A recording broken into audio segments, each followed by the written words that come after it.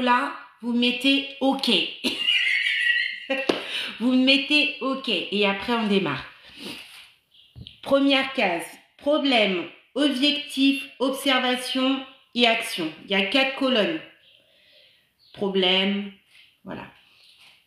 OK, Chérilou, OK, Rachi, OK pour Karine, OK pour So, OK. Donc on va démarrer petit à petit, d'accord? Et puis après, si on a le temps, on en fera d'autres. Ça marche. Je vous lis le cas. Attention, concentration, prenez votre feuille et notez les éléments importants. D'accord, ça va être un petit cas simple, on a déjà travaillé sur ça, on revoit les bases petit à petit, l'oiseau fait son nid. Je peux pas être sur YouTube parce que là, j'ai que mon téléphone et j'ai un problème avec les lives. YouTube, ça capte pas. J'ai essayé, avant d'être sur TikTok, j'ai essayé de me faire un live YouTube, ça passait pas. Je sais pas. Alors, vous travaillez en EHPAD. Ne me dites pas encore EHPAD, on va aller petit à petit. Vous travaillez encore en EHPAD. Vous êtes aide-soignant. Vous accompagnez à ce jour Madame X, âgée de 80 ans. Cette dame est rentrée en EHPAD suite à une perte d'autonomie. Son maintien à domicile devenait très compliqué. Elle est en GIR 3 sur la grille Agir. Nécessite une aide partielle à la toilette. Elle se déplace seule. Elle est incontinente seulement urinaire, non fécale. Lors des transmissions du matin, vous constatez que Madame X est en alerte sel depuis maintenant 4 jours. À ce jour, lors de votre entrée dans la chambre de Madame X vous informe très en colère qu'elle n'a pas eu de movicol et qu'elle souffre énormément. Dit avoir mal au ventre et qu'elle n'a toujours pas eu de selle depuis une semaine. Attention, écoutez bien.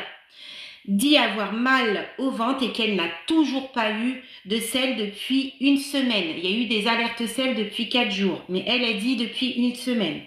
N'arrive pas à manger car elle a des nausées. Son ventre est gonflé, dur, douloureux au toucher. Je recommence, vous inquiétez pas.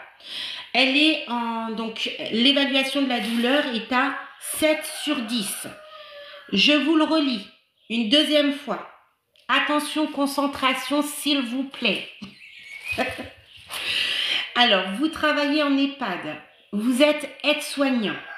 Vous accompagnez à ce jour Madame X, âgée de 80 ans.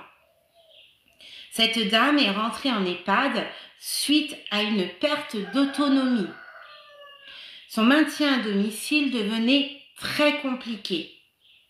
Elle est en GIR 3 sur la grille Agir. Elle est incontinente urinaire, non fécale. Lors des transmissions du matin, vous constatez que Madame X est en alerte sel depuis 4 jours. À ce jour, lors de votre entrée dans la chambre, Madame X vous informe très en colère qu'elle n'a pas eu de movicol et qu'elle souffre. Dit avoir mal au ventre et qu'elle n'a toujours pas eu de selle depuis une semaine. N'arrive pas à manger car elle a des nausées. Vous constatez que son ventre est gonflé, dur et douloureux au toucher. L'échelle numérique, donc l'évaluation de la douleur est à 7 sur 10. Est-ce que c'est bon pour vous? Est-ce que vous avez pu noter les éléments importants? Est-ce que là, le cas, c'est bon pour vous? Est-ce que vous avez pu noter? Vous mettez OK. Si vous avez pu noter les éléments importants, vous mettez OK.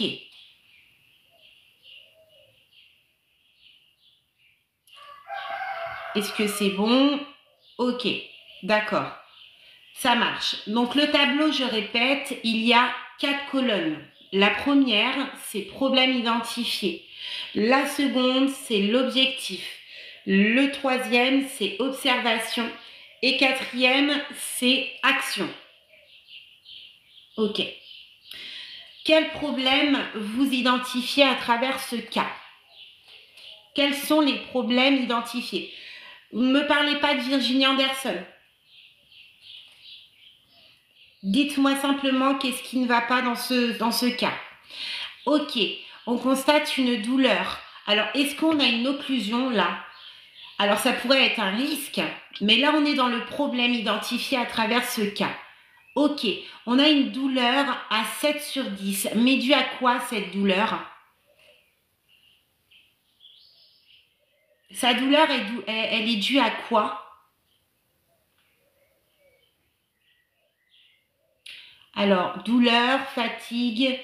Ok, on parle d'une absence de sel. Depuis combien de temps elle est en alerte sel, cette dame? Ouais, trouble du transit. Ouais, exactement. On parle que son ventre est dur, qu'il est douloureux au toucher, hein, que l'échelle numérique est à 7 sur 10. Ok, elle est en alerte sel depuis 4 jours. C'est ce que vous constatez lors des transmissions. Mais qu'est-ce qu'elle vous dit, cette dame, par rapport à ces sels? Vous avez observé l'alerte de 4 jours sans sel, mais cette dame, elle vous dit qu'elle n'a pas eu de sel depuis combien de jours? Depuis une semaine. D'accord. On dit qu'elle est incontinente quoi, cette dame? On dit qu'elle est incontinente quoi, cette dame? Elle vous dit également qu'elle n'a pas eu de movicole, elle est très en colère. Mais alors, dans le cas, on vous dit qu'elle est incontinente fécale? Exact, vous avez suivi. On dit qu'elle est incontinente urinaire, mais pas fécale.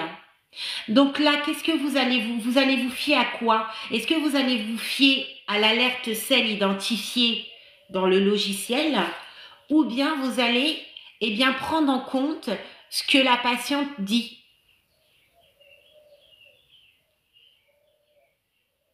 Sur le logiciel, il y a marqué une alerte sel de 4 jours.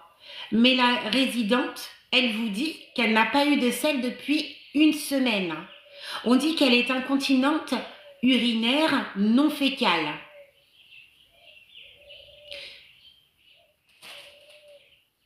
Ce qu'elle dit, elle, donc une semaine. Ok, on ne remettra jamais en doute ce que dit la résidente. Est-ce qu'on dit à travers ce cas que cette personne a des troubles cognitifs? Est-ce que vous avez pu regarder, identifier, est-ce qu'on parle d'une personne qui n'a pas toute sa tête, qui a des troubles cognitifs à travers ce cas? Exactement, non. Donc, tant qu'il n'y a pas marqué que cette personne n'a pas de troubles cognitifs, on estime que cette personne sait ce qu'elle dit. Donc, elle vous dit qu'elle n'a pas eu de sel depuis une semaine. Vous constatez que son ventre est dur, douloureux au toucher. Donc, c'est fort possible que ça fait plusieurs jours que celle-ci n'a pas eu de sel.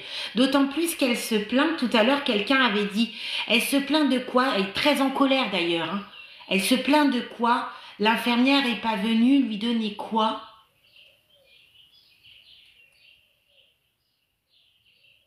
Qu'est-ce que l'infirmière lui a pas donné pour l'aider, pour faire ses selles? Elle est très en colère, hein. Ok, c'est quoi le movicol? Qu'est-ce que c'est que le movicol?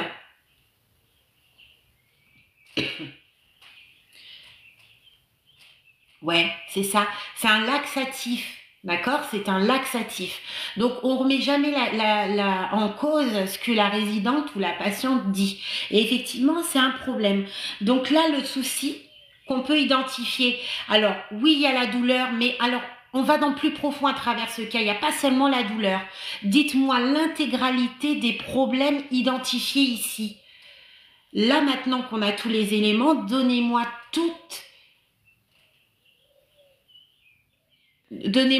tous les problèmes identifiés ici. Super.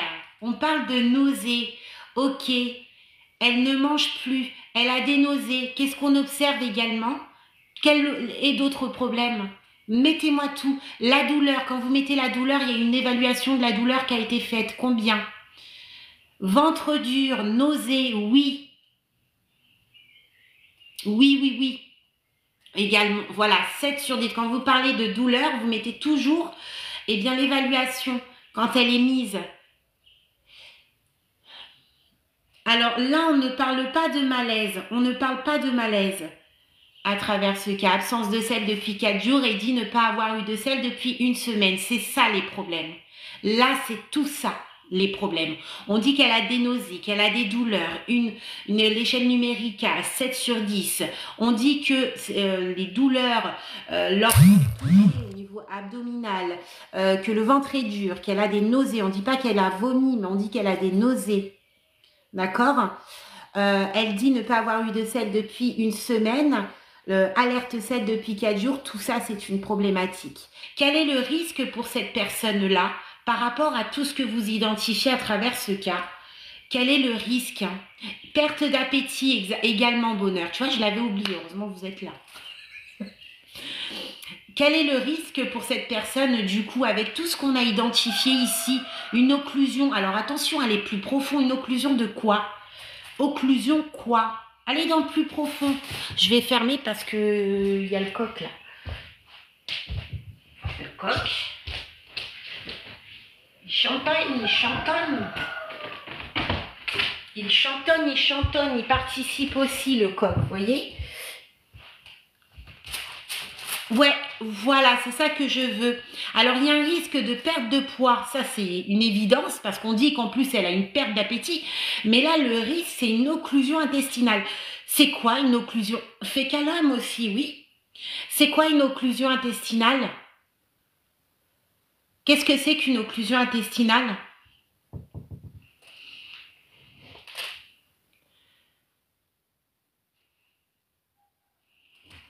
Alors, il peut avoir plusieurs risques, hein, plusieurs risques. Mais là, avec cette alerte sel, le risque qui peut arriver très rapidement, on est d'accord, fécalum et occlusion intestinale. C'est arrêt du transit, c'est un arrêt du transit. Oui, accumulation de sel, oui. Et cela va boucher. Et du coup, ça bouche. Et qu'est-ce qui peut se passer si ça bouche? Qu'est-ce qui peut se passer?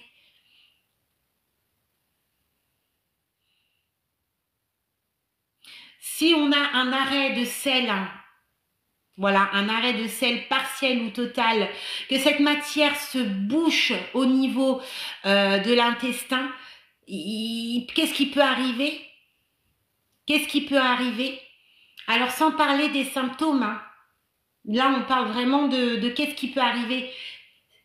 Ce amas de sel qui vient boucher l'intestin, d'accord? Qu'est-ce qui peut se passer?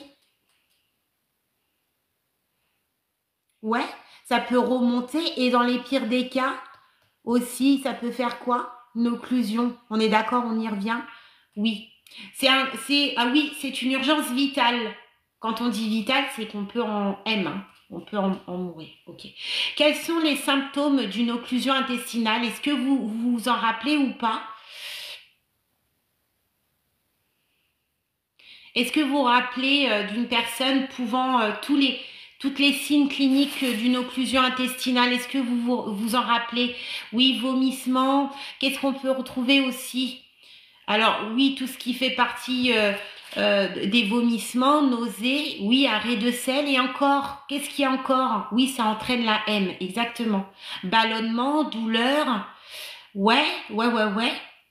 Ventre dur, vomissement, de la fièvre, déshydratation, douleur, nausée, douleur. Voilà, on y est. Ça ressemble un petit peu hein, avec cette personne. Ça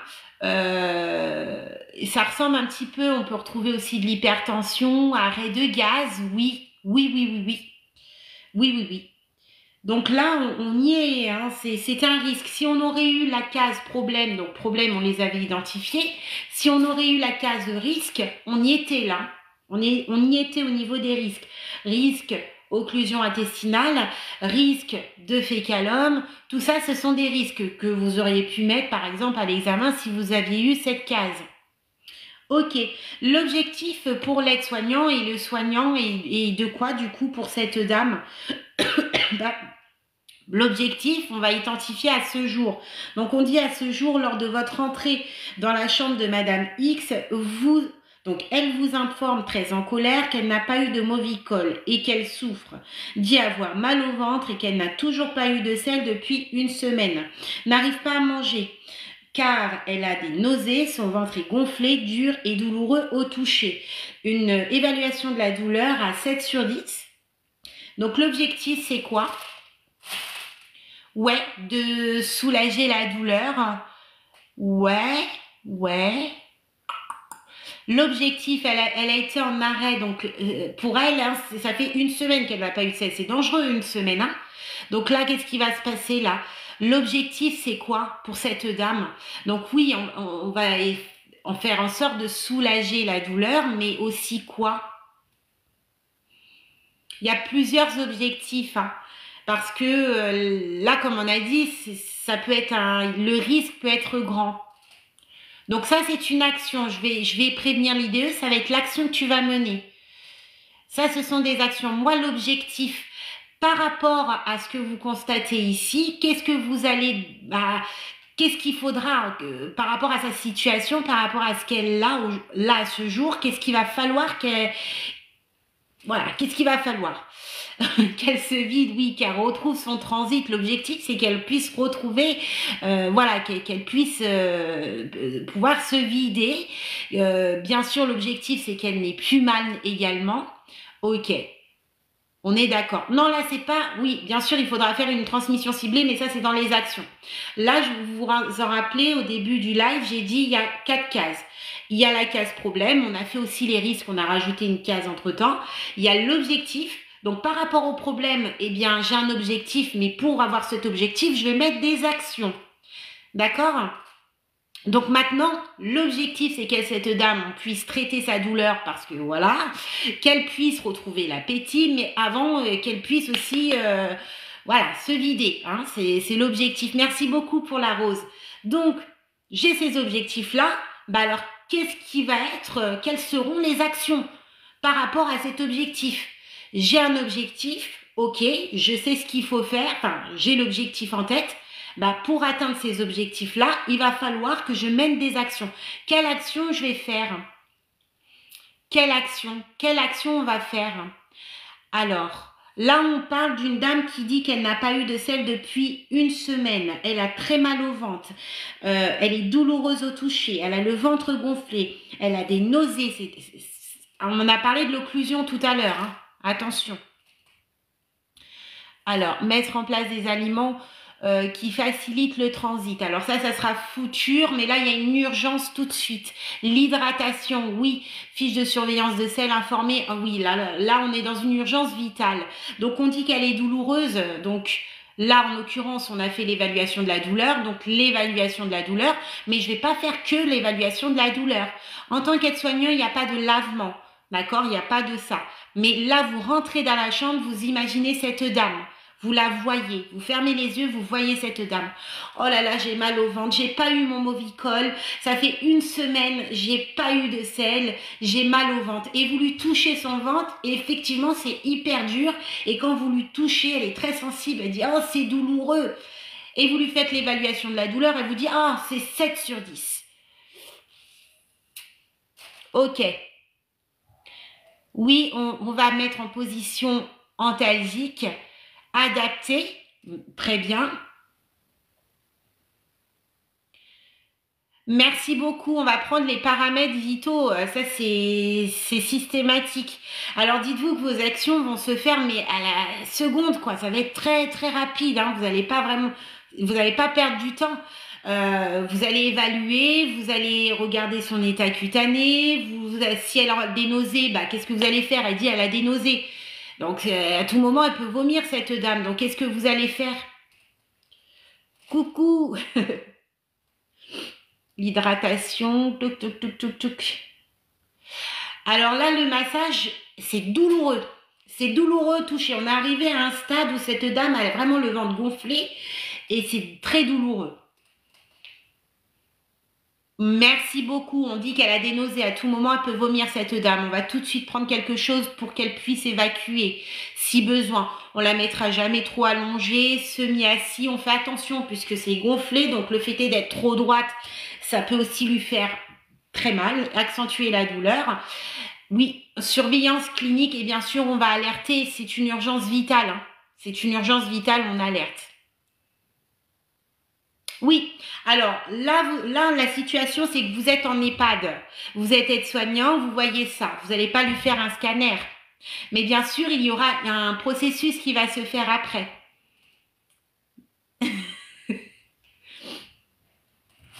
Alors, elle a des nausées, on fera attention, on la mettra jamais à plat. À plat, plat, plat. On va la mettre en semi-assis, comme j'ai dit, mais on va faire très attention de ne pas accentuer la douleur puisque son ventre est gonflé, son abdomen est gonflé et douloureux.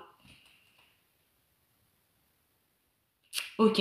Alors, quand vous parlez de prise des paramètres, alors il faut aller dans le plus profond parce qu'attention, dans certains établissements, on vous dit, ok, vous mettez paramètres, mais quel type de paramètres? Qu'est-ce que vous allez faire comme paramètre? Qu'est-ce que vous allez prendre comme paramètre là? Position antalgique, oui. Ok, je prends les prises des paramètres vitaux, je vais prendre quoi comme paramètre? La SAT, la température, la pression artérielle? Ouais, les basiques en fait, hein. SAT, température, pouls, pression artérielle, la tension, oui. Oui. Ok, petit récapitulatif.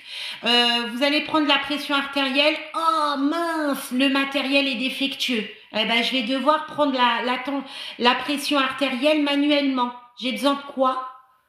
Zut, je dois prendre la pression artérielle de Madame X, mais les piles ne fonctionnent plus. Oh couillon, le dynamate, tout ça, c'est ailleurs. Hein? Ah bah, je vais devoir me fournir du matériel nécessaire pour prendre une pression artérielle manuellement. J'ai besoin de quoi? Allez, d'un stéthoscope, montre, stéthoscope, brassard, manomètre. On est d'accord? D'accord, ok. Montre, manomètre, stéthoscope, brassard, la fameuse poire pour pomper. Merci beaucoup, la feuille et le stylo. Bah oui, parce que c'est des chiffres avec la panique, le stress ou autre. Puis il y en a, ils retiennent pas comme moi. Eh bien, il faut écrire, hein, la systole et la diastole. Eh bien, je vous écoute. Où est-ce que vous allez positionner ce fameux brassard? Vous le positionnez où, le brassard? Je veux avoir une pression artérielle. Je dois faire une pression artérielle manuellement. Je dois positionner ce fameux brassard. Où est-ce que je le positionne? Merci beaucoup. Au niveau de l'artère radiale, on est d'accord.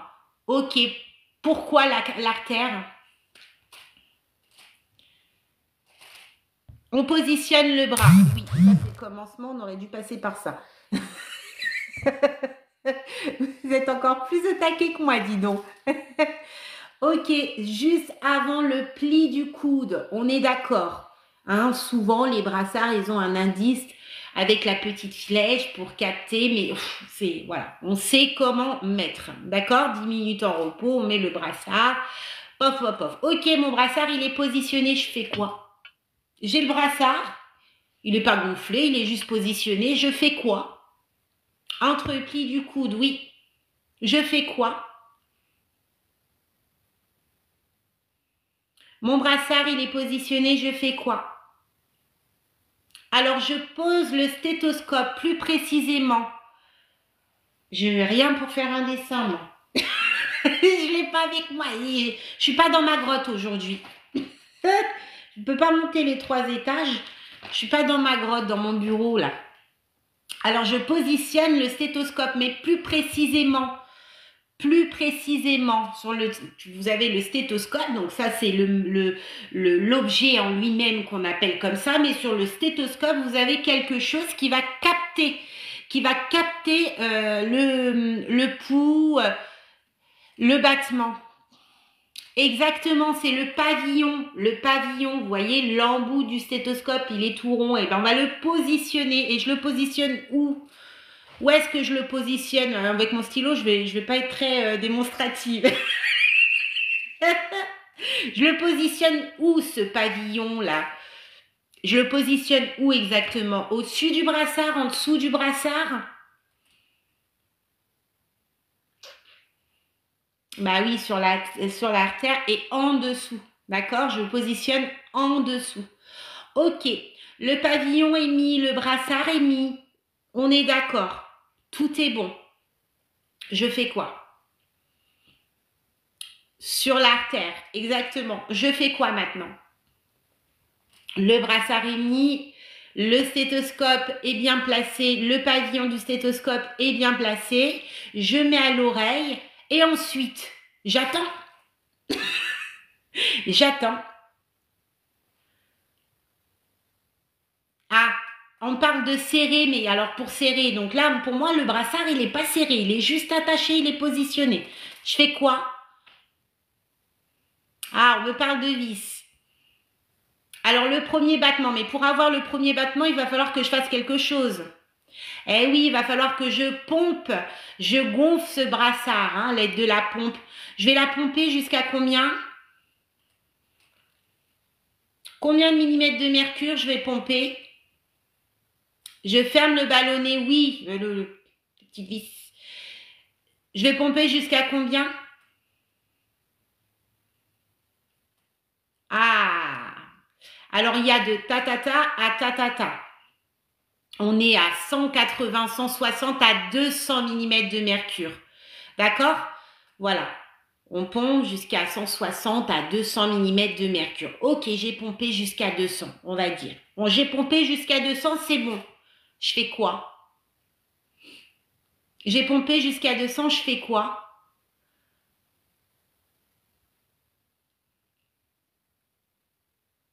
Qu'est-ce que je fais? Ça y est, c'est à 200 millimètres de mercure. Je fais comment maintenant? Je relâche. Je relâche. Comment je relâche? Je vais ouvrir cette fameuse vis. Ok, d'accord? On va faire attention de ne pas aller trop vite. On va dévisser doucement pour capter quoi? Pour capter quoi? Dégonfler légèrement pour pouvoir écouter la systole en premier. D'accord? Le premier battement, c'est la systole. Ok, j'ai la systole. Comment je fais pour la diastole alors dans ces cas-là? J'ai le premier battement, j'ai la systole. Je fais comment pour la diastole?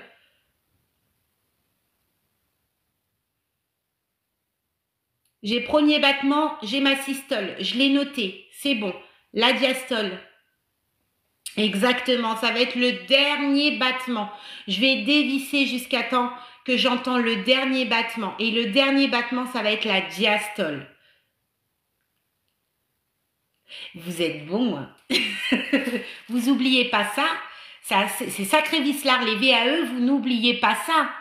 Ça passe souvent, VAE, hein. Faites attention. Ok. Premier battement, systole. Deuxième, dernier battement, diastole. Pourquoi? C'est quoi la systole? C'est quoi la diastole?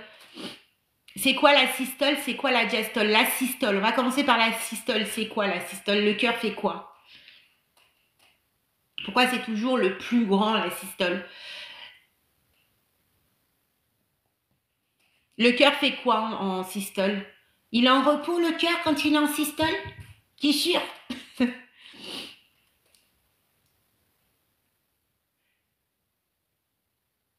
Ah ouais, le cœur bat vite, mais alors qu'est-ce qui se passe dans le cœur? La diastole, c'est le relâchement, donc c'est quand le cœur est au repos. Mais alors, la systole, c'est le premier boom. C'est la pression, d'accord? Là, le cœur se remplit de sang, ta, ta, ta. Il y a les contractions, c'est ça. La diastole, c'est le relâchement, d'accord? Le cœur est au repos. On est d'accord. Est-ce que c'est bon pour ça? Si c'est bon, vous mettez OK. Est-ce que c'est bon pour vous? C'est le relâchement, la diastole. Exactement. C'est OK. Ok, bon, alors si c'est bon, c'est bon. D'accord, pour cette dame, c'est bon. Pour cette dame, c'est bon. J'en ai marre d'être en EHPAD, moi. C'est pas ça, mais il y a beaucoup de cas où on est en EHPAD, là. Oui, encore. Ça me fatigue. C'est sur mon ordinateur que j'ai un peu plus de choses.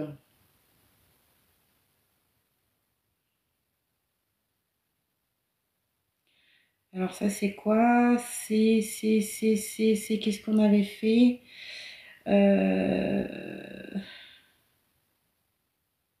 Chirurgie viscérale, mais on l'avait fait avec la dame qui vivait à Casablanca.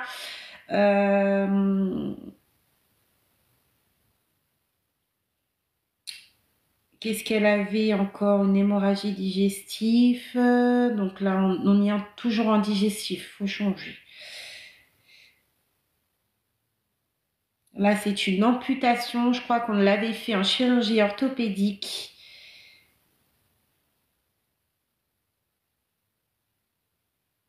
C'est parti. Est-ce que c'est bon pour vous? Je vous invite à prendre une feuille et un stylo. Dès que vous êtes prêts, vous mettez OK. À bientôt, Afida. Oh ben, je savais même pas que tu étais là, tu vois. Comment tu vas, ma belle? Voilà, dès que vous êtes prêts, on y va. On est à l'hôpital Salpêtrière aujourd'hui. C'est parti, un petit cas de révision. Alors, vous êtes aide-soignant service de chirurgie orthopédique et traumatologie à l'hôpital Pitié-Salpêtrière à Paris. Ok, vous prenez en soin Monsieur H, âgé de 26 ans, qui est rentré dans le service pour une amputation des membres inférieurs, une amputation transfémorale, à cause d'une infection grave qui touche l'os et les tissus. Monsieur H a une insuffisance rénale et diabétique insulino-dépendant. Tous les lundis, mercredis et samedis matin, il se déplace dans un centre d'hémodialyse. Un bilan angiologique ainsi que divers examens détaillés des vaisseaux sanguins ont été faits. Ce matin, Monsieur H avait rendez-vous avec l'anesthésiste. À son retour, vous l'accueillez et monsieur est en pleurs, dit ne pas vouloir passer au bloc opératoire demain. Au même moment, sa mère rentre dans la chambre, se met à pleurer dans les bras de son fils. La mère semble très perturbée. Je relis. Il y a un peu plus de détails ici. Vous êtes aide-soignant en service de chirurgie orthopédique et traumatologie à l'hôpital Pitié-Salpêtrière. Oh, j'arrive jamais. À Paris. Vous prenez en soin Monsieur H, âgé de 26 ans, qui est entré dans le service pour une amputation des membres inférieurs, une amputation transfémorale, à cause d'une infection grave qui touche l'os et les tissus. Monsieur H a une insuffisance rénale et diabétique insulinodépendant. Tous les lundis, mercredis et samedis matin, il se déplace dans un centre d'hémodialyse. Un bilan angiologique ainsi que divers examens détaillés des vaisseaux sanguins ont été faits. Ce matin, Monsieur H avait un rendez-vous avec l'anesthésiste et à son retour, vous l'accueillez et monsieur est en pleurs, dit ne pas vouloir passer au bloc demain. Au même moment, sa mère rentre dans la chambre, se met à pleurer dans les bras de son fils. La mère semble très perturbée. Voilà les éléments qu'on a ici. Qu'est-ce que vous avez compris? On est dans quel service? Allez, dans quel service on est là? On reprend. Dans quel service on est? Est-ce que tout le monde a suivi? Je ne sais pas. Est-ce que tout le monde a suivi? Dans quel service? On est en ortho. Ortho quoi? Ortho. En chirurgie orthopédique. Traumatologique. Oui. Ok. On est en chirurgie orthopédique traumatologique. On a accueilli Monsieur H qui est âgé de 26 ans. Il va subir quoi ce monsieur? Il va subir quoi demain ce monsieur? Ce jeune homme? Qu'est-ce qu'il va subir ce monsieur? Une amputation d'où? Des membres inférieurs. Oui, c'est ça. Il va avoir une amputation des membres inférieurs. Ok. Aujourd'hui, il avait rendez-vous avec qui?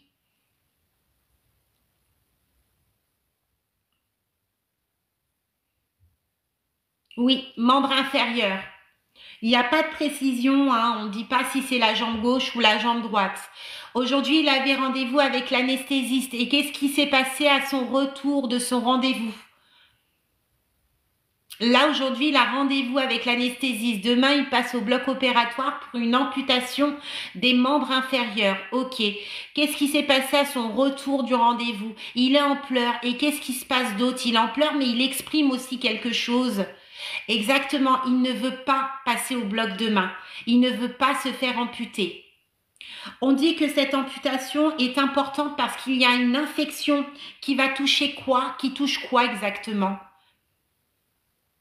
Il ne veut pas faire cette amputation, il ne veut pas passer au bloc, mais et pourtant, voilà, c'est vital, hein, puisqu'on dit qu'il a une infection qui touche quoi? Les os et les tissus, hein, d'accord? Ok. Qu'est-ce qu'on a aussi d'important à savoir pour ce monsieur? On dit qu'il souffre aussi d'une maladie chronique. Quelle est-elle? Est-ce que vous avez suivi là? Là, pourtant, c'est bien là. D'accord, il est en insuffisance rénale. Ok, et qu'est-ce qui se passe pour insuffisance rénale? Mais qu'est-ce qu'il a aussi? Il souffre de diabète. Quel type de diabète? On dit que ce monsieur est diabétique, mais il souffre de quel type de diabète? Est-ce que vous vous en rappelez? Ah, de type 1. Type 1, ça veut dire quoi? Ah, alors on est sur le type 1 ou le type 2. Là, on dit que ce monsieur souffre de diabète insulinodépendant. Alors, on va faire un petit sondage. C'est où qu'on fait ça, là? TikTok, c'est compliqué. Alors, insulinodépendant. Pour le bonhomme qui sourit, ça va être de type 2. Et le bonhomme qui pleure, c'est le type 1. Type insulinodépendant, est-ce que c'est le type 2, donc le bonhomme qui sourit? Vous mettez le bonhomme qui sourit pour le type 2 et le bonhomme qui pleure pour le type 1. Bonhomme qui sourit pour le type 2, insulinodépendant, et le type 1, le bonhomme qui pleure. Alors, est-ce qu'il est en type 1 ou en type 2? Le type 2, c'est le bonhomme qui sourit. Le type 1, c'est le bonhomme qui pleure. Le type 2, c'est le bonhomme qui sourit. Le type 1, c'est le bonhomme qui pleure. Alors, on dit que ce monsieur souffre d'insulinodépendant, de diabète insulinodépendant. Est-ce que c'est le type 2, donc le bonhomme qui sourit, ou est-ce que c'est le type 1, le bonhomme qui pleure? Insulinodépendant, est-ce que c'est le type 2, le bonhomme qui sourit, ou le type 1, le bonhomme qui pleure? Eh bien, c'est le type 1, insulinodépendant, c'est le type 1. Ce monsieur est atteint de diabète insulinodépendant de type 1. On est d'accord et ça, il faut le garder. Ok. Beaucoup de personnes. Alors, beaucoup de personnes confondent. Combien il existe-t-il? Alors, on oublie le cas, on le met de côté puisqu'on révise en même temps en globalité. On le fout là de côté. Combien il existe-t-il de diabète? Vous m'avez parlé du type 1, du type 2, mais moi j'en vois encore.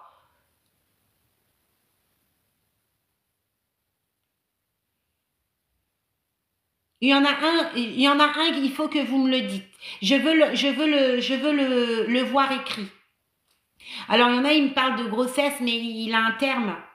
Exactement, le diabète gestationnel. C'est celui-ci que je voulais absolument vous le faire dire. Le diabète gestationnel, c'est quand la femme est enceinte. Elle accouche, en général, ce diabète-là disparaît. Mais attention, un diabète gestationnel peut devenir quel type de diabète? En général, le diabète gestationnel, il disparaît après la grossesse. Mais il existe, hein, il se peut que celui-ci soit aussi un diabète de type 2 après la grossesse. Donc, on fait hyper attention. Voilà, on revient à notre cas. On revient, on se disperse pas. On reprend Monsieur H, âgé de 26 ans, qui demain va se faire amputer des membres inférieurs. Cette amputation est très importante hein, car il a contracté une infection, voilà, une infection qui touche les os et les tissus. Aujourd'hui, il avait rendez-vous avec l'anesthésiste. Sauf que lorsque vous l'accueillez, ce monsieur-là dit ne pas vouloir faire ce rendez-vous et il est en pleurs. Et au même moment, qu'est-ce qui se passe? Au même moment, donc celui-ci affirme ne pas vouloir se faire opérer. Qu'est-ce qui se passe? Il y a un élément, quelque chose qui va concerner sa famille. Oui, sa mère, elle arrive, mais qu'est-ce qui se passe avec sa mère du coup? Elle est en pleurs. Et qu'est-ce qu'a fait sa maman? Ouais. Elle rentre dans la chambre, elle est en pleurs et qu'est-ce qui se passe? Elle est très affectée. On dit qu'elle est très perturbée face à cette situation. N'oublie pas, 26 ans, c'est très jeune, hein, c'est un jeune adulte. Et celui-ci, hein, en plus d'avoir ses soucis de diabète, on dit qu'il est diabétique, mais attention, on dit autre chose. Hein. On a parlé d'autre chose, mais on reviendra. Mais en plus de souffrir de diabète, ce monsieur, ce jeune homme, va se faire amputer de ses deux jambes. Et sa maman, oui, c'est son fils. Donc, elle est très perturbée face à cette situation. D'accord. Donc, il est diabétique. Toutes les semaines, il va où, ce monsieur? On dit qu'il est en insuffisance rénale. Il va où, ce monsieur, toutes les semaines? Ouais, il a aussi une insuffisance rénale. Le pauvre, franchement, le pauvre, quoi. Ah, on parle de dialyse. D'accord. Donc, toutes les semaines, on dit qu'il va en hémodialyse je sais plus, le lundi, le mercredi et le samedi. Eh bien, pourquoi? Ça sert à quoi cette dialyse? Pourquoi toutes les semaines, 3 fois dans la semaine, il doit aller faire une dialyse, ce monsieur? Pour quel but? Pour quel but? C'est très contraignant, hein? 3 fois par semaine, aller au centre d'hémodialyse, ouais, parce que ses reins ne fonctionnent plus. Donc, il y a des machines qui vont purifier ce sang-là, vont nettoyer, hein, vont éliminer les déchets, parce qu'il n'y a aucun autre moyen. D'accord. Il n'y a aucun autre moyen. Mais, admettons que celui-ci, ah bah non, je vais vous dire la réponse. Il n'y a aucun autre moyen, mais il y en a un. Il y a un autre moyen pour que ce monsieur ne fasse plus ou moins d'hémodialyse. Ouais, la greffe. Hein, il peut être greffé. Ok. Donc oui, il peut faire une demande de greffe. Si le candidat, il a voilà, un bon profil, tout ça, il peut être greffé, mais bon, après, il faut attendre qu'il y a disposition des reins, et ça, il faut passer sous une liste, et c'est tout un truc. Mais il est jeune, ce monsieur, ce jeune homme. Ok, d'accord. Donc, en gros, on a fait plus ou moins le cas en analysant. Vous, en tant qu'aide-soignant, rôle aide-soignant, face au monsieur qui rentre et qui est en pleurs et qui vous dit « Je ne veux pas me faire amputer demain », en pleurs, vous faites quoi? Vous faites quoi? Ce monsieur, voilà, vous l'accueillez avec le sourire et il affirme sa tristesse en vous disant non, non, moi je veux pas me faire opérer demain. Je veux pas me faire opérer demain, je veux pas me faire amputer. Le rassurer, ok, l'écouter. Alors moi j'aime bien le terme écouter, mais j'attends un autre mot derrière l'écoute. Parce que écouter, il y a plusieurs sortes d'écoute. Expliquer, le rassurer, oui. Oui, on peut demander à une tierce personne. Alors, on va jamais lui imposer un psychologue, quelqu'un qui puisse le faire raisonner, mais aussi, vous avez un pouvoir aussi d'échange. Et qu'est-ce que vous allez faire face à cette situation? Merci beaucoup, c'est ça. L'écoute active, c'est ça que j'attends, l'active. Parce qu'on peut écouter la personne, on peut entendre ce qu'elle dit, on peut écouter, mais sans être concentré de ce qu'elle dit. Mais nous, on va être concentré, on va être là. On va entendre et on va écouter avec une écoute active. Très, très bien. On va le rassurer. Oui. Alors, s'il pleure, est-ce que vous allez lui dire « Non, mais pleurez pas, ça va aller ». ces émotions-là, qu'est-ce que vous allez dire à ce monsieur? Il pleure, il en pleure. Comment?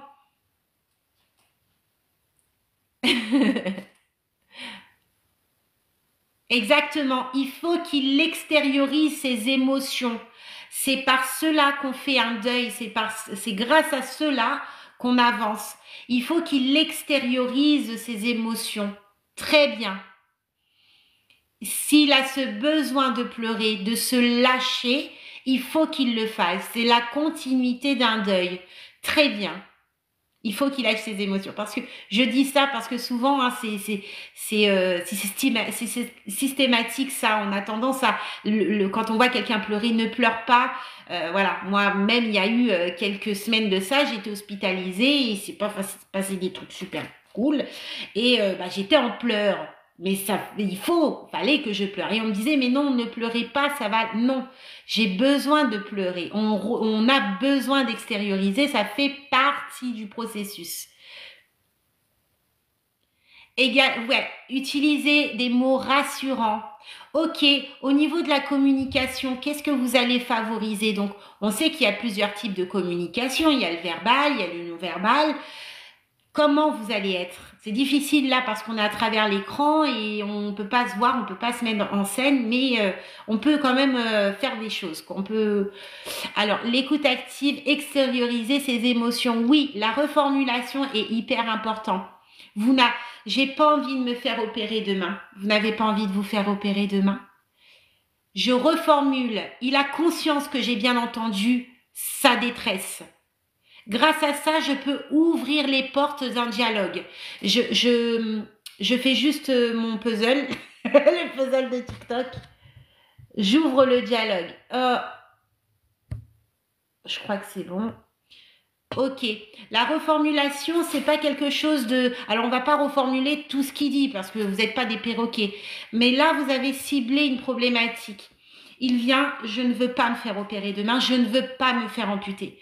Vous ne voulez pas vous faire opérer demain, vous ne voulez pas vous faire amputer? Là, il a compris que vous avez entendu, vous avez écouté, vous vous concentrez sur sa détresse. Et là, il ouvre ses émotions, il échange avec vous, il a besoin d'extérioriser. On ne l'enfantilise absolument pas. Que ça soit... Non, on n'enfantilise absolument pas. Voilà, d'adulte à adulte. Au niveau du non-verbal, comment vous allez procéder? L'expliquer l'importance de cette opération. Oui, Jessie, c'est important. On dit que ce monsieur a une infection, une infection qui touche les os et les tissus. Il n'y a pas d'autre choix pour lui d'être amputé. Donc, on lui fait rappeler de l'importance de cette opération. Il y a un risque vital derrière. Exactement, une attitude empathique, bienveillante, lui montrer de l'importance. Waouh, c'est ça en fait. Je lui donne des exemples de patients qui sont la même situation et sont bien. Oui, on peut... alors, je sais plus, c'est un terme, ça. Il y a des groupes d'échange avec des personnes souffrant de la même... qui souffrent de la même situation, de même chose que lui. Oui. Prendre en compte la maman aussi. Ouais, j'allais en venir là. En gros, on s'est focalisé sur ce jeune homme.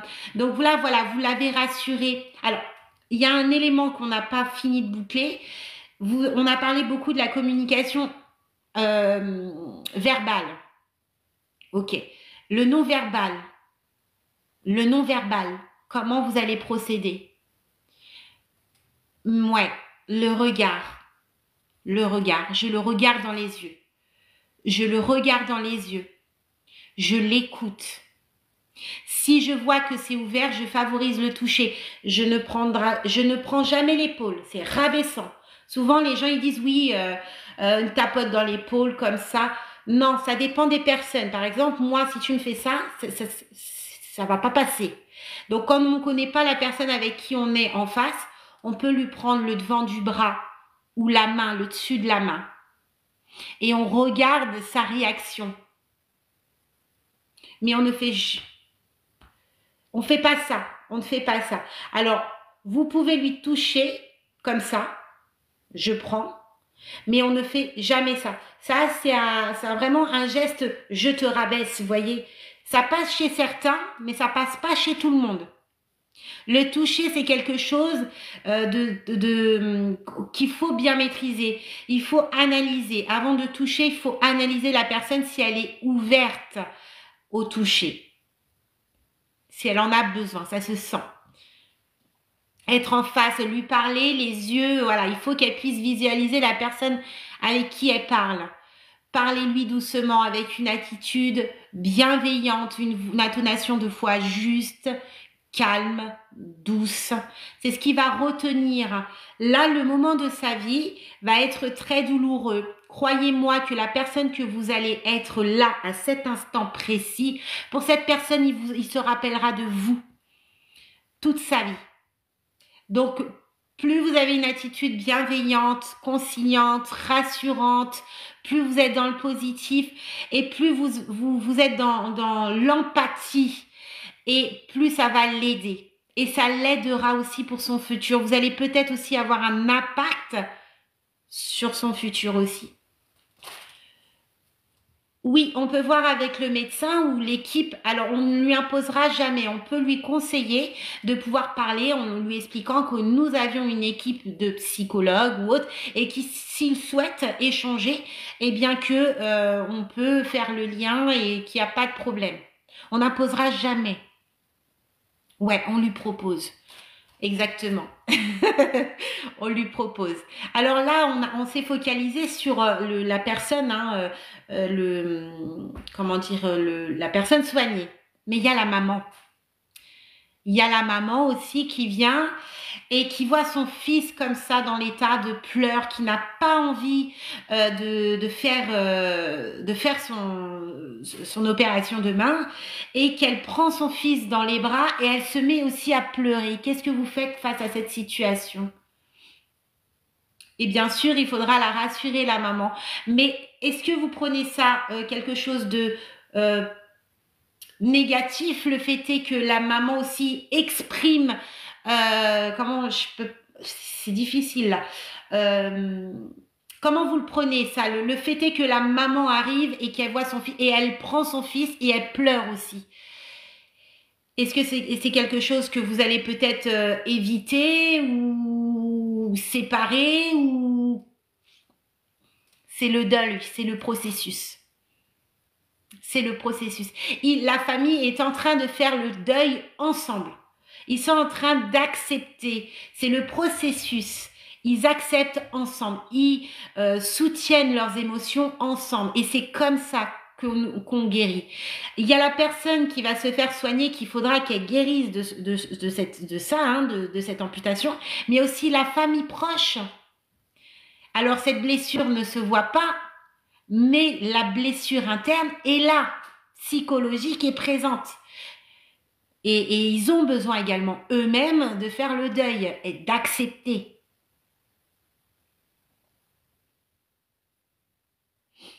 Alors, il faut qu'elle soit forte devant lui. Je sais ce que tu dis. Je sais ce que tu dis. Il faut qu'elle soit forte devant lui pour ne pas que lui soit aussi dans le flou, voilà, qu'il ait encore moins envie. Mais la maman comme l'enfant ont besoin d'extérioriser. Si la maman, elle vient, elle prend l'enfant pour le faire on va pas s'opposer à ça parce que ça fait partie du processus. Elle a besoin aussi de montrer à son fils que la situation aussi, elle est douloureuse pour elle. Mais en même temps, ça va leur permettre quelque part de pouvoir s'unir ensemble avec beaucoup de difficultés. Il y en a que la force, il y a la force, il y en a, ils vont l'avoir face à leur fils. Là, on est sur un jeune adulte, il y en a, ils vont avoir la force. Mais il y en a, ça va être difficile. Et toi, en tant qu'aide-soignant, tu ne peux pas séparer. Tu ne peux pas le faire. L'émotion peut se gérer, mais il y a certaines émotions ne peuvent pas se gérer. C'est difficile et on est tous êtres humains.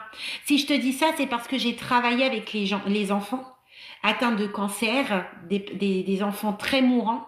Et oui, il y a eu des mamans et des papas, hein, des papas qui, à un moment donné, ont lâché prise et ont pleuré avec l'enfant. Mais par expérience, je vais être honnête avec toi, ça les a rendus plus forts. Ils ont pleuré ensemble, ils ont discuté ensemble et ils ont remonté la pente ensemble. C'est le processus, on n'y peut rien. C'est comme ça. Exactement. Les parents aussi ont des sentiments, eux aussi ça les touche. C'est pas facile. J'ai mis au monde mon enfant. J'aurais jamais cru qu'il aurait eu toutes ces pathologies. Aujourd'hui, il est atteint de diabète. Hein, se retrouve toutes les semaines en hémodialyse pour faire une dialyse. Et là, on nous annonce qu'il doit se faire amputer des membres inférieurs. C'est pas une fatalité, mais sans cela, celui-ci ne tiendra pas debout. Pour tout être humain, c'est difficile. Il y en a, ils arriveront à canaliser ces émotions-là. Mais il y en a, ils n'y arriveront pas. Et ils auront besoin d'accrocher leur enfant. Ils auront besoin d'extérioriser leurs émotions. Mais en général, ça se passe bien. Ça se passe pas mal. Voir son enfant souffrir est une souffrance pour les parents par extension. Oui, oui. Moi, j'ai vu un papa qui se retenait de pleurer, hein, qui se retournait, et ça, c'était une belle histoire. Il s'est toujours retenu de pleurer jusqu'au décès de son fils 5 ans. Il venait tous les matins, tous les jours, il faisait la toilette à son fils, il était toujours présent. Toujours présent. C'était son seul fils, la maman était décédée déjà. Eh bien, je vous assure, le jour où son fils est parti, c'était terminé. Alors, oui, de toute façon, quand un enfant il part, c'est difficile. Mais ce monsieur-là, il lui en a pas fallu longtemps pour qu'il rejoigne les anges. Parce qu'il n'a pas, en fait, il a toujours eu ce regret de pas exprimer. Il était fort. Mon garçon, tu vas y arriver. Oui, il savait, il donnait des positifs. Mais il n'a jamais versé de larmes. Il n'a jamais exprimé ses émotions. Et il a eu du regret. Ce monsieur-là est parti. C'est des histoires qu'on voit. Ceux qui travaillent avec les enfants, ceux qui travaillent avec les jeunes adultes malades et tout ça, ils savent, ils voient ça. Et ils savent que c'est très important quand les parents, ils expriment. Alors pas, mais qu'ils expriment. C'est hyper important. C'est hyper important. Ça les rend plus solides. Et ça leur permet de faire le deuil. Et le deuil, c'est difficile. Ouais, c'est triste.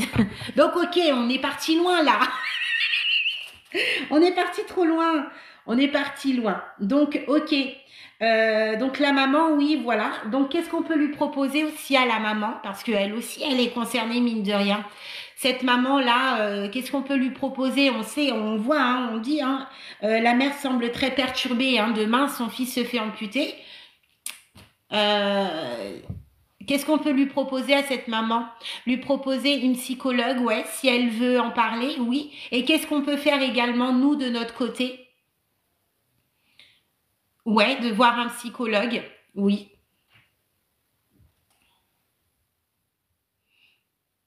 Oui, de parler avec les médecins, l'anesthésiste, d'en savoir plus parce que, et il faut être sûr que le patient ait bien compris de ce qui va se passer. Hein, il faut être sûr que le message soit bien transmis et qu'il ait bien compris. Et c'est valable aussi pour la maman. Il faut aussi qu'elle comprenne ce qui va se passer. Oui, on va la rassurer. On va lui dire hein, que c'est vital cette opération. On va lui refaire rappeler les choses. Et si besoin, on prévient aussi l'équipe, l'IDE, hein, s'il y a besoin. Et on peut aussi faire appel au chirurgien, s'il est disponible, pour qu'il puisse faire rappeler un petit peu le processus de cette opération, la rassurer également, et puis lui aussi d'ailleurs. Hein. Exactement, pas de jugement. Ouais, et valider ses émotions. Ok. De voir le médecin pour la rassurer, oui. Voilà. C'est très... Alors, face à ces situations-là, souvent les parents voient en vous le réconfort. Alors, des fois, il y en a, ils sont dans le deuil, dans la colère. Donc, parfois, ils vont devenir agressifs. Mais c'est parce que c'est le processus de deuil. Je comprends pas pourquoi il n'y a pas d'IDE, d'infirmier, alors que vous êtes passé il y a même pas 5 minutes et que voilà. Et parfois, et bien souvent, dans ces services-là, vous avez la famille qui a besoin de votre attache. De votre attache. Ça peut arriver que une personne de la famille vous voit dans le couloir, qui se met à pleurer et vous agrippe, vous fait un câlin parce qu'elle a besoin de ça. Ouais, ouais, ouais, c'est pas facile. Alors imaginons que du coup, face à cette situation, cela vous déstabilise. Il y a trop plein d'émotions, la maman, le fils, ça vous fait rappeler un moment de votre vie qui est pas très très simple et que vous aussi vous arrivez dans une émotion. Vous faites quoi? Oui. Oui, on peut aussi, lui, si on a l'occasion, alors en général c'est un peu compliqué, mais de sortir, boire un coup, de se vider l'esprit, hein. Ouais, il faut passer la main. On est d'accord, hein, on passe la main. Si on voit que c'est trop plein d'émotions, ça rentre trop, ce qui est tout à fait humain. Hein, on dit oui, il faut faire la part des choses, mais des fois il y a des situations qu'on fait face et on n'arrive pas. Donc là, voilà, on passe la main. Déstabilisé, je vis mon émotion, je m'excuse. Oui, ça, de toute façon, si vous vous mettez à avoir des larmes aussi, bon, bah, c'est comme ça. Après, on essaye plus ou moins de retenir nos émotions, mais des fois, c'est pas facile. C'est pour ça d'ailleurs qu'il y a souvent des collègues, tu sais pas pourquoi, tu sais pas où elle est, bah, elle est simplement dans la lingerie, elle s'est enfermée à couler des larmes parce que bah, elle a besoin d'extérioriser aussi de son côté. Des fois, bah, c'est comme ça. Ça m'est arrivé, j'ai pleuré, je me suis excusée. Oui, moi, ça m'est arrivé plein de fois. Alors, hein, ça m'est arrivé plein de fois. Mais ça, c'est les. Il y a beaucoup d'aides-soignants, de soignants aussi qui sont hyper sensibles. Ça, c'est affreux. Mais c'est pas affreux, c'est comme ça. Moi, j'ai vécu ça avec un décès des. Il y a des décès qui sont plus durs que d'autres, hein. Ça dépend des affinités, le quotidien, la routine que vous avez créée ensemble. Madame X avait l'habitude que vous venez tous les jours à 9 heures faire sa toilette, à chantonner une musique toujours la même, avec votre sourire et puis son sourire. Elle avait l'habitude de vous donner un petit chocolat et puis là, subitement, bah, Madame X est décédée, bah, on la voit plus, bah, il y a un manque, hein. Le soignant fait aussi son deuil, hein. Alors des fois, ça prend 1 minute et des fois, ça prend plus de temps. Le soignant, l'aide-soignant, l'ASH, quand il côtoie bah, l'homme, hein, c'est normal, qu'il prend soin de l'homme, eh bien lui aussi fait son deuil. Il y a des moments où je ne peux pas gérer, mais tu sais, c'est comme ça. Alors, en formation, on vous dira, il faut canaliser. Il y a eu une élève qui est venue me voir et qui m'a dit, oui, mais moi, on m'a dit, je ne pourrais jamais faire ce métier-là parce que bah, je suis très émotive ou parfois j'ai du mal, je rentre un peu trop dans le truc et c'est vrai que ça me fait du mal. Mais en fait, l'homme est comme ça. L'homme est comme ça. Prendre soin de quelqu'un, c'est pas facile. Accompagner quelqu'un, c'est pas facile parce que l'homme est entier. L'homme a des émotions. Il y en a, ils arrivent à le canaliser. Il y en a, ils arrivent très bien à canaliser. Il y en a d'autres, c'est compliqué. Et c'est comme ça. Nous sommes pas tous pareils. Nous sommes pas tous pareils. Moi, je viens juste de commencer la formation. J'espère que ça va bien se passer. Bien sûr, il n'y a pas de raison. J'ai pris un arrêt de travail. Ah, on était aussi, bah oui, vous êtes aussi des êtres humains, vous avez le droit aussi de faire votre propre deuil. Et si vous sentez que ça vous prend trop, bah vous passez la main, vous voyez avec votre collègue si c'est possible de changer de prise en soin, d'accompagnement, parce que bah c'est trop douloureux pour vous. Et bon, en général, ça se passe bien. Et qui on canalise, mais d'autres où à l'affectif dépasse les limites, ouais, ouais, ouais. Ouais, ouais, ouais. Donc voilà, c'est super. Ouais, sur, cette tablette, j'ai que les pads, quoi. Ouais, ouais, ouais. Donc voilà, c'est super. Ouais, sur, sur cette tablette, j'ai que les pads, quoi. Ouais, ouais, ouais. Donc voilà, c'est super. Ouais, sur, sur cette tablette, j'ai que les pads, quoi. Ouais, ouais, ouais. Donc voilà, c'est super. Ouais, ouais, ouais. Donc voilà, c'est super. Ouais, ouais, ouais. Donc voilà, c'est super. Ouais, ouais, ouais. Donc voilà, c'est super. Ouais, ouais, ouais. Vous demande de faire son mari près d'elle, mais si c'est possible de ne pas dire, m'informer que le médecin viendra rapidement la voir. Alors, il y a quoi? Une rougeur sur son poignet. Alors, qu'est-ce que c'est ça? Sauvez-moi. Il va me faire peur. Alors, ok, on va faire un autre cas. Est-ce que ça vous tente? Vous êtes au service des urgences. J'ai que 16% de batterie, hein, les collègues. J'ai pas beaucoup de batterie. 2 stages à valider et un non validé. Entre validé ou pas, je risque quoi? Je sais pas, j'ai pas tes notations. Il faudrait que je regarde. En fait, ça dépend de tes autres stages. Ça dépend de tes notes des autres stages. Vous travaillez en service des urgences en tant qu'aide-soignante de nuit. Vous êtes chargé d'accompagner Madame X dans un box. Cette dame s'est rendue à l'hôpital car elle ne peut bouger son bras gauche, qui est fort douloureux. Dit être tombée dans les escaliers. Madame X vous dit que son mari est parti fumer. Elle vous demande de ne pas le faire venir près d'elle, mais si c'était possible de lui dire que ce n'est pas sa demande. Je recommence. Ouais, bordel. C'est moi aussi, je mets trop de couleurs dans mes mots là. Vous travaillez en service des urgences en tant qu'aide-soignante de nuit. Vous êtes chargé d'accompagner Madame X dans un box. Cette dame s'est rendue à l'hôpital car elle ne peut bouger son bras gauche, qui est fort douloureux, d'y être tombée dans les escaliers. Madame X vous dit que son mari est parti fumer. Vous demande de ne pas faire ramener son mari dans le box et que c'est pas de lui dire que ce n'est pas sa demande. Madame X semble très bouleversée et apeurée. Vous l'informez que le médecin viendra rapidement la voir, mais que vous allez, dans un premier temps, lui prendre les constantes, tout en la rassurant. Lors de la prise de la pression artérielle, vous observez une rougeur sur le poignet droit. Vous lui demandez comment elle a fait ça. Elle se met à pleurer en vous disant « Sauvez-moi, il va me faire du mal, j'ai peur ».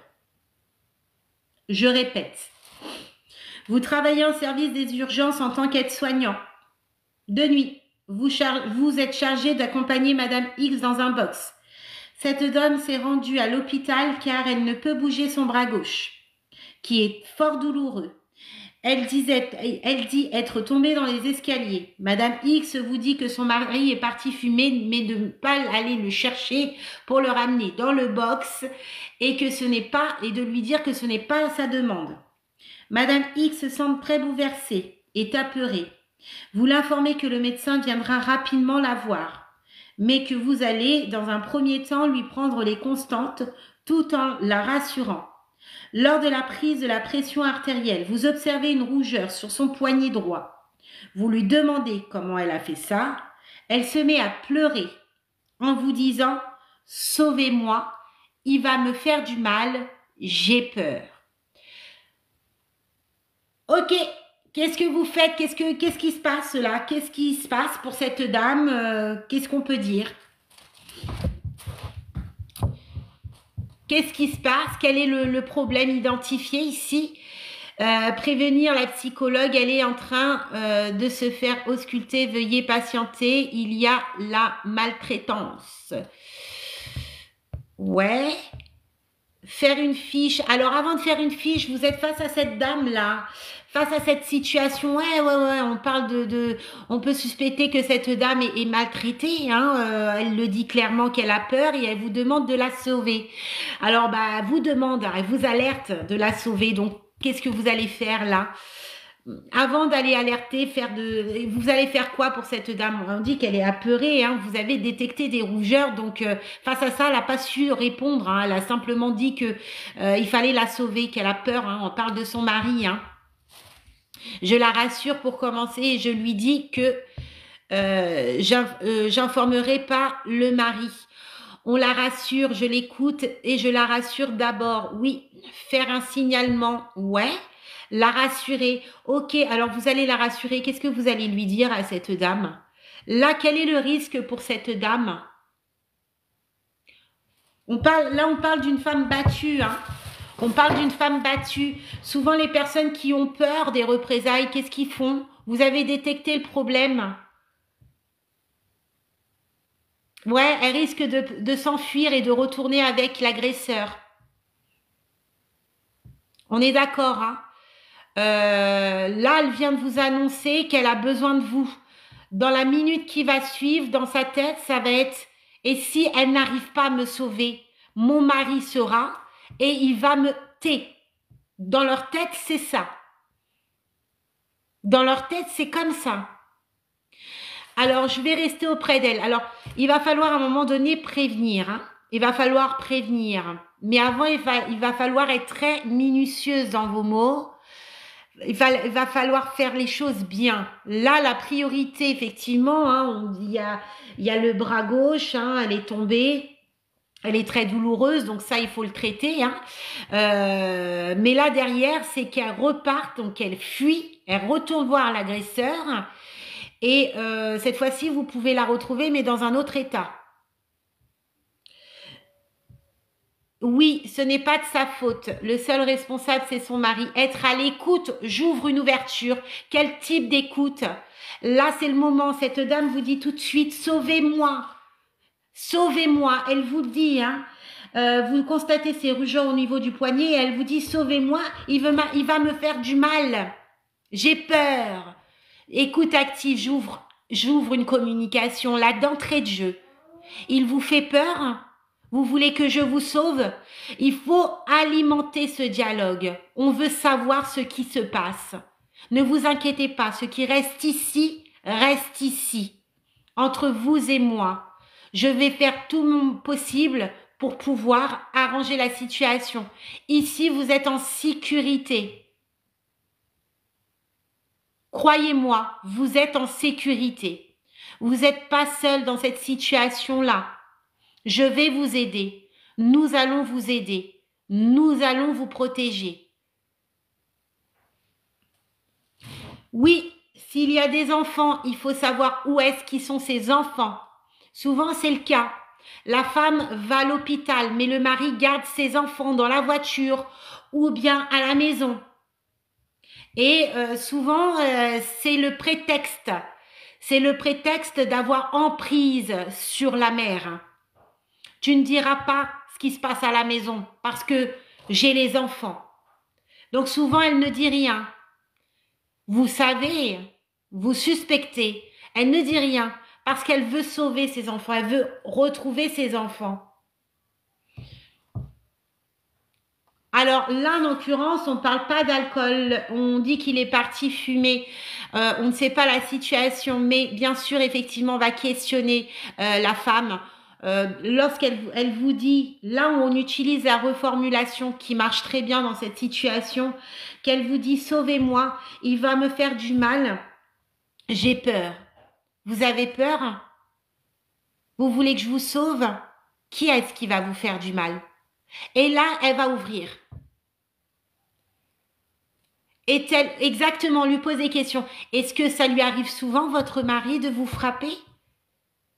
Et quand vous voyez justement que celle-ci commence à se braquer, vous revenez sur ces douleurs de bras.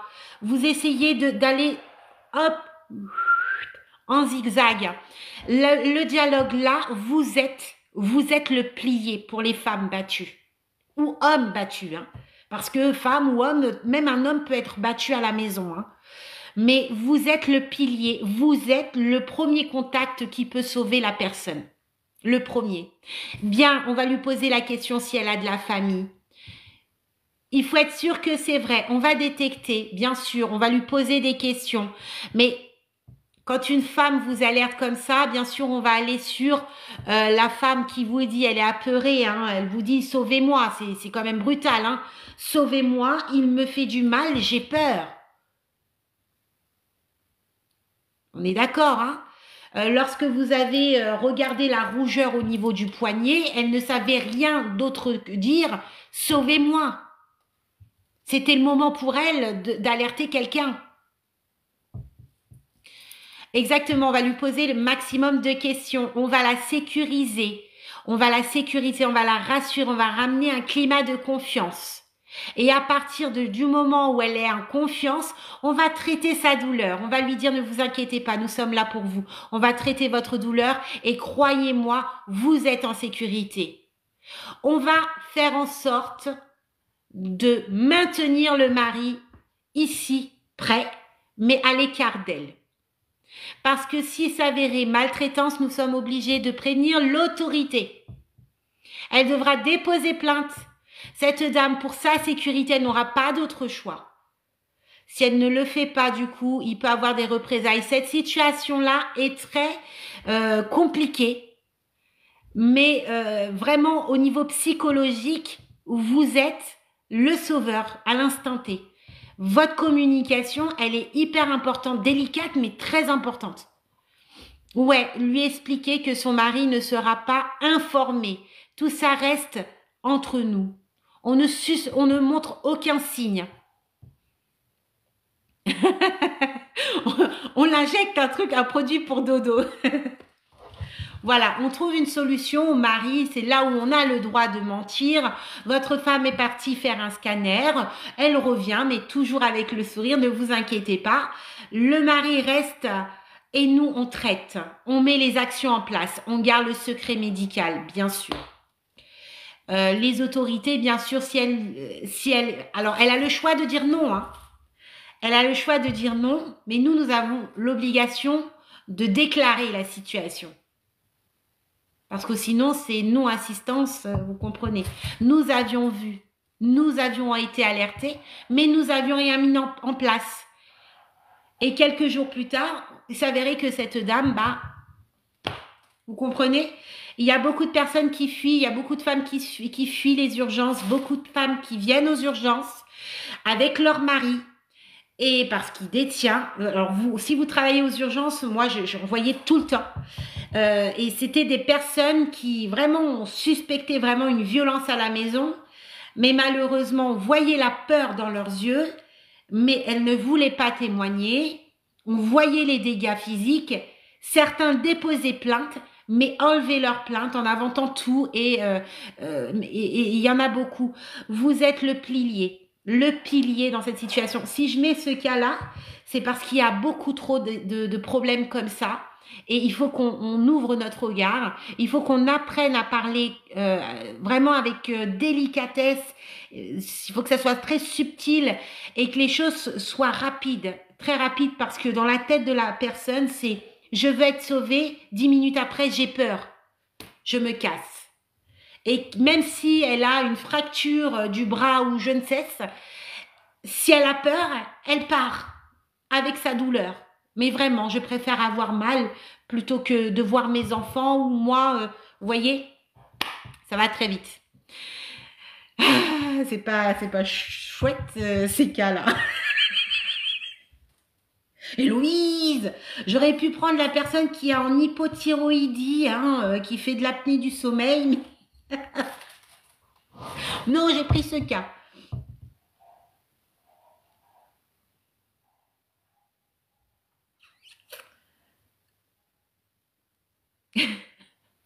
Coucou Laurence, coucou Nati. Donc voilà, ce live il sera enregistré sur YouTube. Je vais l'enregistrer là, ça prend un petit peu de temps, donc il faut attendre ce soir. J'ai que 6% de batterie. J'espère que ce petit live vous a beaucoup plu. En tout cas, moi, ce fut un plaisir. Ça faisait longtemps les petits lives de révision comme ça. Je veux intégrer l'IFA cette année, mais je suis en train de préparer mon dossier d'inscription. Remplis-le ton dossier d'inscription, ne tarde pas trop et force à toi. J'espère que ça sera bon pour toi, mais vas-y, fonce, fonce, fonce. Fonce, fonce, fonce, collègue. Voilà, en tout cas, je vous dis bonne journée. Je ne sais pas quand est-ce que je vais me reconnecter. Peut-être ce soir, peut-être demain, peut-être je ne sais pas quand. C'est vrai, t'as aimé FK. Comment faire pour être suivi par vous? Vous avez toutes mes prestations sur mon lien TikTok ou YouTube. mais je n'ai pas le diplôme. C'est pas grave ça. C'est pas grave. Si vous avez envie de venir être soignant, c'est accessible, c'est réaliste. Donc voilà, foncez, ne vous mettez pas des freins. Merci. Bah écoutez, ça fait plaisir. En tout cas, vous avez été au top. Je vous remercie aussi d'être toujours au top. Module 4 pour moi. Espérons que tout ira bien. Mais oui, Vendetta, moi je t'ai vu répondre. C'était au top. Hein. Ça va bien se passer. Dors pas trop tard. Ne dors pas tard. Voilà, je vous fais de gros bisous. À bientôt. Je sais pas si je vous ai mis sur YouTube les fiches concernant l'oral. Ça peut vous aider pour l'oral d'inscription en poste. Je vous ai mis des pages de mon livre en poste sur YouTube, donc n'hésitez pas pour ceux que ça intéresse.